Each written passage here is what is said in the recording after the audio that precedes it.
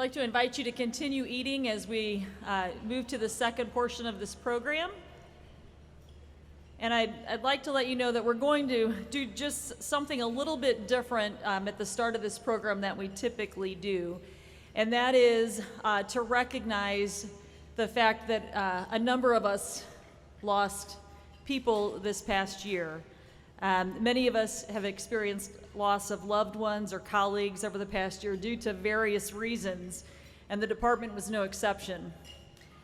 What made it particularly challenging this year was our inability to gather and celebrate their lives.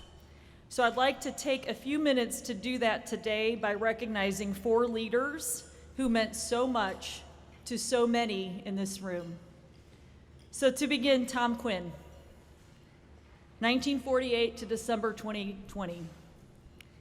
Tom was a lifelong educator. He began his career in 1970 teaching 6th grade with the National Teacher Corps program in Louisville, Kentucky. And in 1972, he moved his family to Centralia, Missouri, where he began teaching 5th grade and then became an elementary school principal, high school principal, and superintendent of the Centralia R6 public schools before retiring in 2000.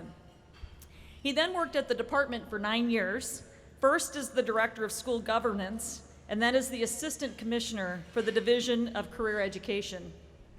During his last 5 years, Tom served as the executive director and CFO of the Missouri Educators Unified Health Plan. But simply put, Tom lit up the room. We can all see his smile right now, and we can all recognize him bouncing in and simply lighting up the room. I remember when I came to the department, and if anyone had a question that they couldn't answer, that was known as the Tom question. See, JD's nodding. The Tom question. Anything went to Tom. He was always willing to help wherever he could, and he was deeply committed to the students in our state. Next, I'd like to talk a little bit about Dr. Tony Stansberry. Tony was described as the epitome of compassionate leadership.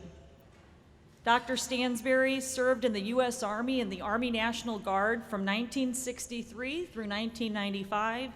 He retired from service at the rank of Brigadier General. While serving in the military, Dr. Stansberry taught high school music in both El Dorado Springs, Missouri, and Pittsburgh, Kansas. He was director of marching band, concert band, orchestra, and mixed chorus. He later served as principal, assistant superintendent, and superintendent in Kansas before moving on to become the superintendent of the in Grandview, Missouri, Colorado Springs, Colorado, and Lee's Summit, Missouri. He then served as the DESE area supervisor for the Kansas City region for 13 years. Over the years, he served as a mentor to countless, many who are in this room. And he earned the respect for a leadership philosophy he described as tough on issues, soft on people. I remember when we heard the news of Tony's loss this year in February, and one of our State Board of Education members said, you know, he was kind of an odd duck in that everybody liked him, right? Everybody liked him. He knew how to work with people. Next, Richard Trout. Richard was a teacher and a coach in Peculiar and Winona before being drafted into the U.S. Army, joining the 1st Cavalry Division during the Vietnam War. He served as a medic and later advancing to the rank of captain. Captain Trout nearly lost his life in combat in Vietnam, but he was saved by his dear close friend. He later served as an athletic director for Job Corps, principal of Bell City R2 and Woodland R4 high schools, and as superintendent of the Woodland and Bolivar R1 districts before serving for 19 years as a DESE area supervisor for the Southeast region. Now, those of you who worked with Richard in that capacity know of his deep respect for the superintendents in his region and his desire to assist each of them in serving their students in the best way possible. And we also remember his endearing smile and sense of humor. I once had an encounter with a groundhog in SEMO, And I did not know that it was possible to come up with this many groundhog jokes, but I think Richard sent me every single one and probably made up a few of his own. He was very clever and enjoyed making others smile. And our last person that we'd like to recognize is Maynard Wallace, 1943 to January of 2021. Maynard spent 33 years working in public education, the majority of those years serving as superintendent of schools in the Forsyth and Ava school districts. He served 8 years in the Missouri State Legislature and never had a close election. And I added that part because his daughter joked that he really wanted that included in his eulogy, so I added that for him. He was chairman of the Missouri House Education Committee. He served 6 years on the Missouri State Tourism Commission, and of course, he served 3 years on the State Board of Education. So many of us have stories that we could share about Maynard. And I saw Mike earlier. I'm not sure if Mike's in here today, but if his son Mike is in here, he could tell you about the time I visited the Thornfield School District with Maynard. And Maynard told me that he dressed up for me because he wore his boots that weren't held together with duct tape.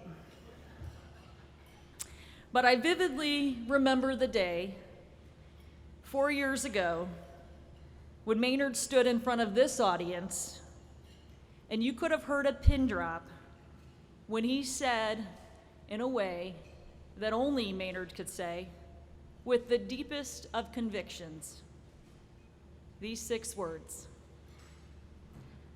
I truly believe in public education. And we all know that he did. Each of these men could be recognized as pioneers for their own right, so let's take a moment to remember them and all those who we have lost in our communities this year.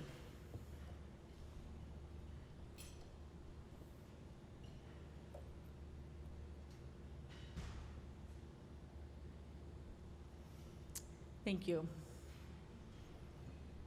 And now on to the program of why we really came together today, and that is to recognize our pioneers in education.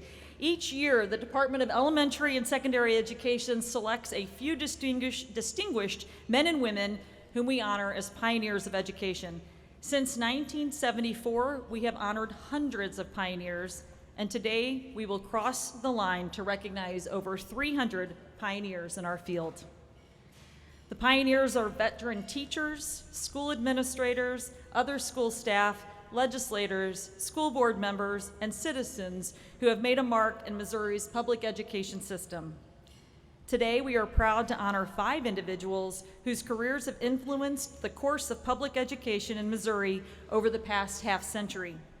We are pleased to introduce the pioneers to you with a video presentation which reflects upon their lives and careers. Upon completion of the video, we invite each pioneer to the stage for the presentation of a plaque and a medal and a photo. Due to the current COVID-19 conditions, we called each pioneer to let them know we would respect their decision on in-person attendance this year. This week, 2 of the 5 declined attendance, and with characteristics that our true educators often exhibit, they wanted to express their humility in the recognition and their sincere appreciation of this honor. They are each looking forward to watching their video with their families at home. So we will begin with our first recognition, and that is Dr. Lynn Beckwith. Lynn Beckwith's colleagues say he is a dedicated champion of public education who exemplifies high expectations for all, who has spent 54 years of his life in service of students, families, and his community. Lynn began his career in education as a teacher for Benton Elementary School in St. Louis.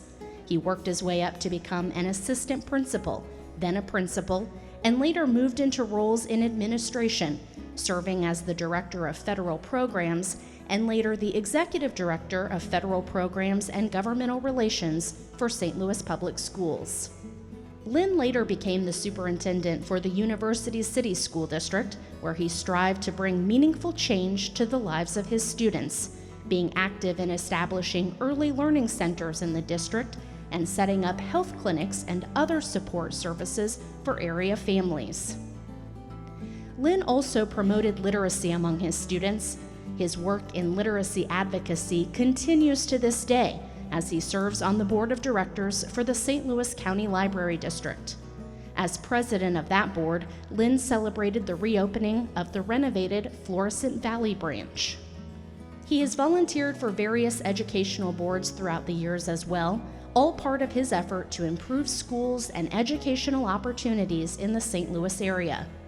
Lynn was appointed to serve as chair of the Riverview Gardens Special Administrative Board in 2010.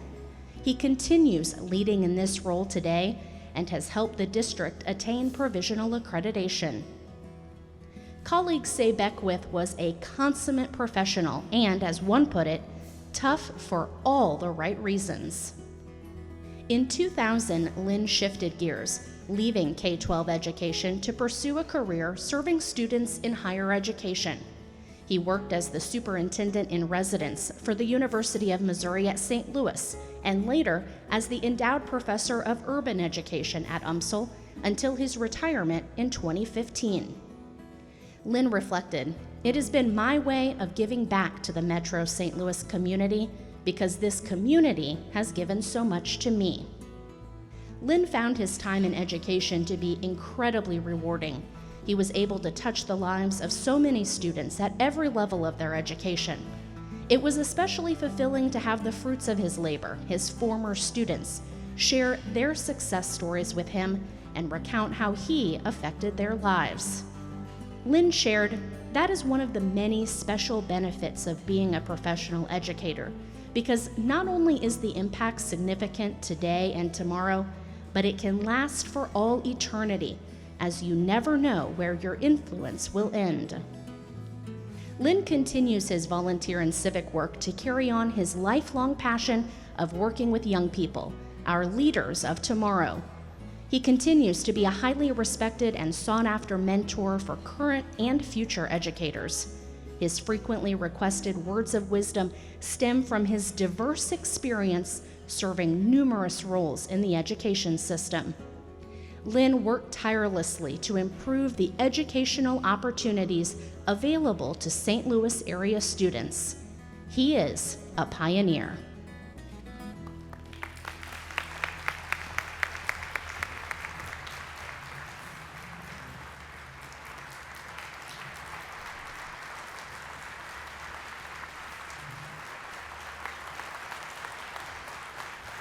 Great to see you. So stand right between us here.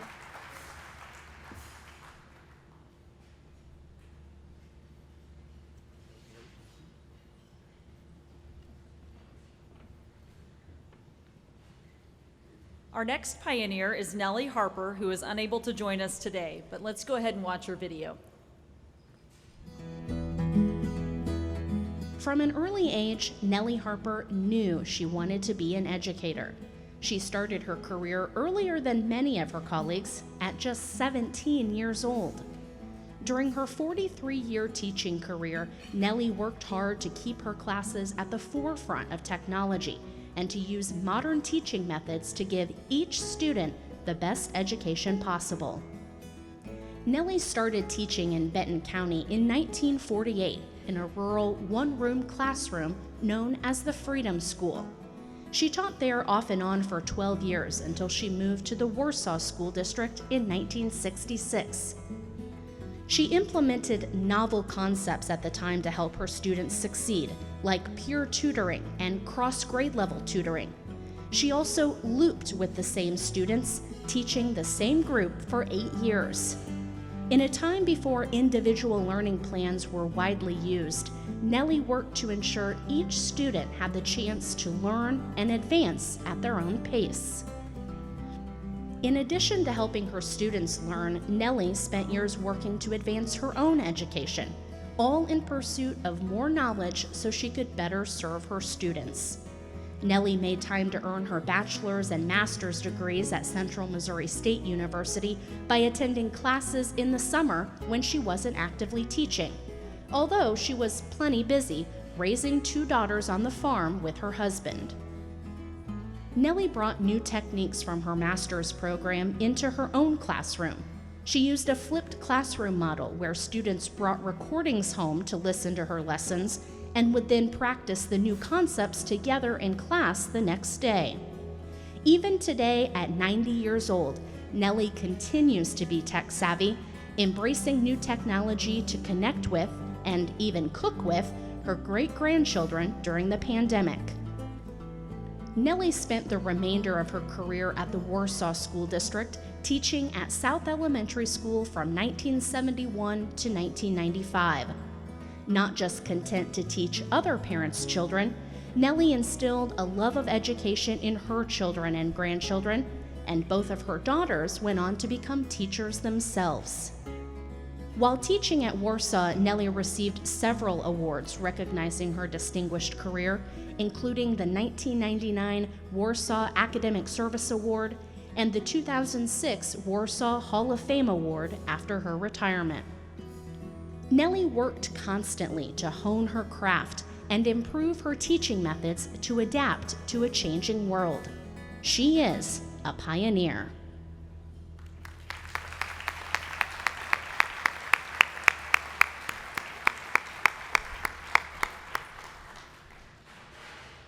Thank you. Our next pioneer is J.D. King.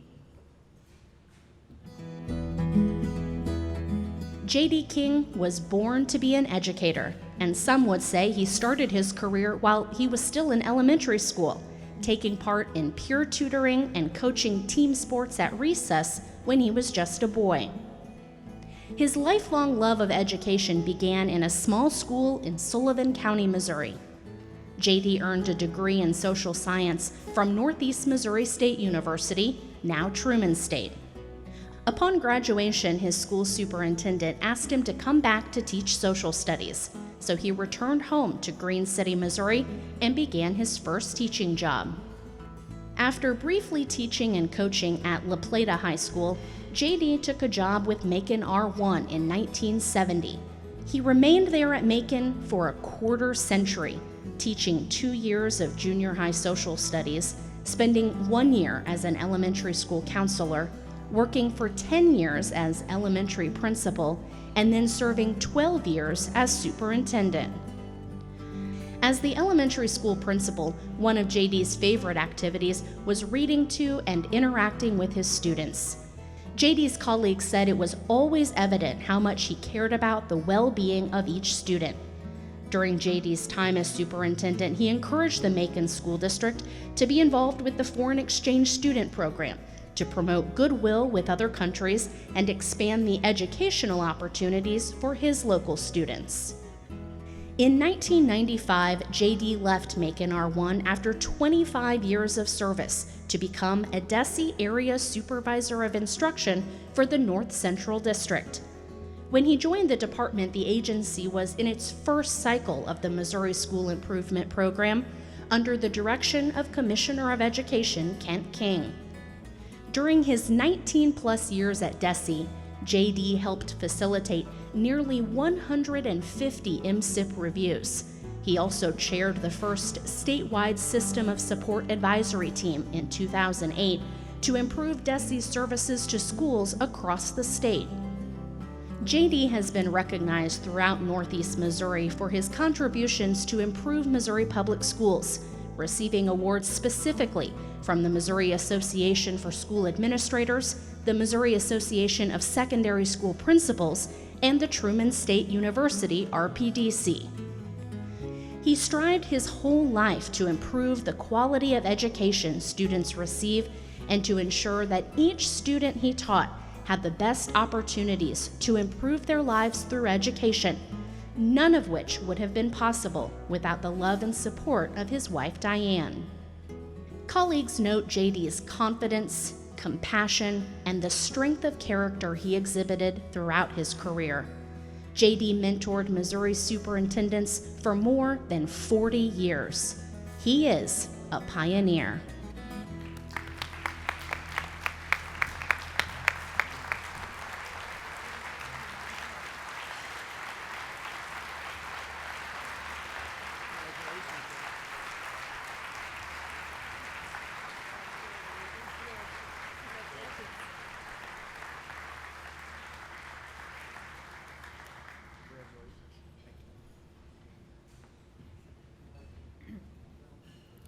Our next pioneer is Ted Molitor.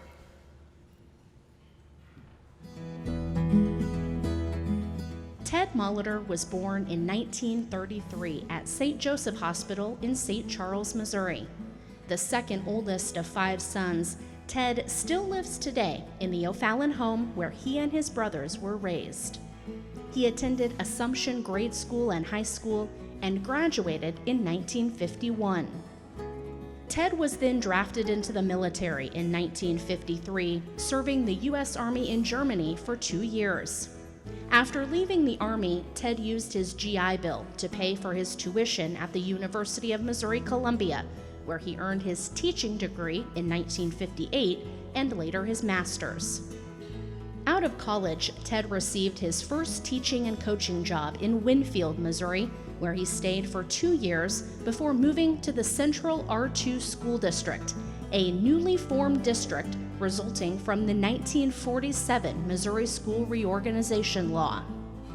Central R2 was located in what was then rural O'Fallon and is now known as the Fort Zumwalt School District, the 7th largest in the state. When the time came to add a high school, then Central Superintendent Mr. Mudd asked Ted to interview for a position. After meeting at the bowling alley and touring the construction site, he said to Ted, "You ought to take this job and stay here for the rest of your life." Ted did just that, teaching, coaching, serving 1 year as an assistant principal and athletic director before finally settling into the role of high school counselor. Ted saw many changes within the district, watching enrollment grow from just 250 students to over 17,000 when he retired. Early in his career, Ted and 3 of his colleagues in the Eastern Missouri Activities Association started the Gateway Athletic Conference, which is still in existence today.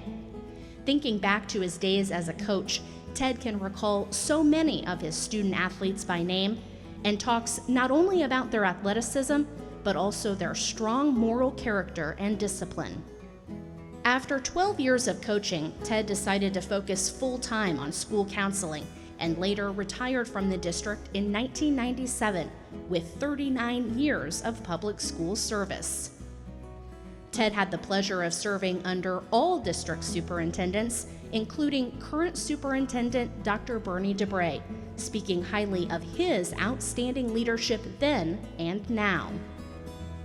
Ted's retirement allowed him to serve as a caretaker to both his widowed mother and his younger brother Art, with whom he shared a special bond. Today, Ted continues to serve his community through board appointments, church committees, and volunteer opportunities. Past students speak of Ted as a friend and mentor, someone they learned more from than anyone else, and someone they wanted to emulate as an adult. He was recently recognized in the Fort Zumwalt Grow Your Own program, as many of his students took the things they learned from him, like self-discipline, respect, and kindness, and became great coaches and teachers themselves, ensuring his legacy lives on. He also played a special role in the lives of his 12 nieces and nephews, 4 of whom went on to become educators themselves, working in the Wentzville School District, First Steps, and even DESE. Ted dedicated a lifetime of service to his students, his community, and his family. He is a pioneer.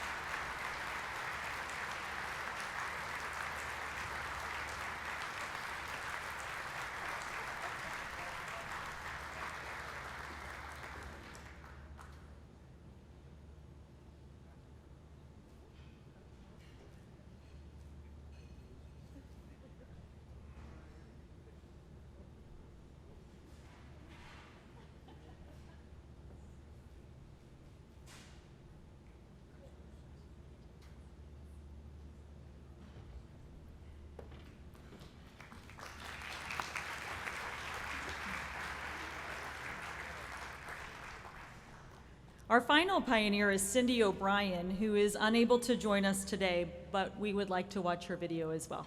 Thank you. Unlike many educators who grew up knowing they wanted to be a teacher, Cindy O'Brien first started working as an accountant for the state of Missouri mental health system before she entered the field of education.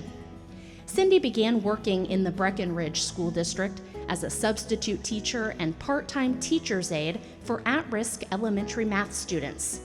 It was her husband, Tom, who encouraged her to get a degree in education so she could continue doing the work she so clearly loved. Cindy began her full-time teaching career in Savannah, Missouri, where she graduated from high school. The Savannah High School principal hired her to teach senior composition, yearbook, and newspaper, and she went on to teach there for 15 years. During her time teaching at Savannah, Cindy continued her education, earning her master's degree in secondary administration and supervision. 8 years after obtaining her master's, she put it to the test by becoming the first female assistant principal at Savannah High School, and later the first female assistant principal at Kearney High School in the Kearney School District, where Cindy and Tom moved to be closer to their children and grandchildren. In her first year at Kearney, she created the K-12 District Discipline Guide and mentored aspiring administrators while serving as the chief disciplinarian for the school. Cindy prides herself on always managing to turn tough situations for students into teachable moments. She retired in 2009, but continued to serve as a part-time assistant principal as she was such an asset to the district. Cindy continues to serve in this part-time role today, giving her the opportunity to mentor new administrators and provide guidance to seniors at risk of not graduating. She takes a very hands-on approach to assisting these students to ensure they are able to earn a diploma and set themselves up for success after high school. Over her years of teaching, Cindy was awarded the Savannah R3 Teacher of the Year Award in 1992 and the Greater Kansas City, Missouri Principals Association Consummate Professional Award in 2018.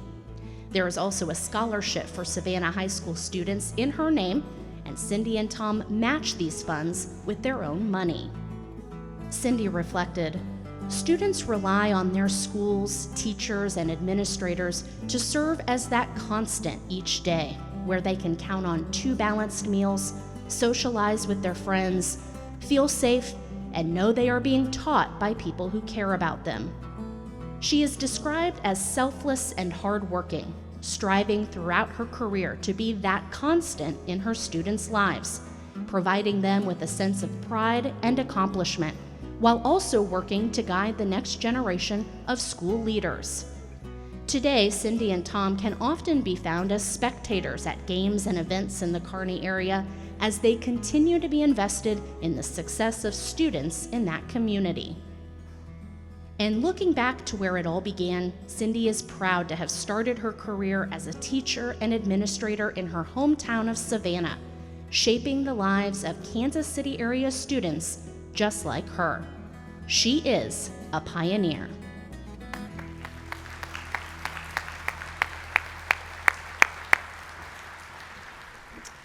Thank you. Why don't we give just one more overall applause for these wonderful pioneers and for sharing their stories. Thank you.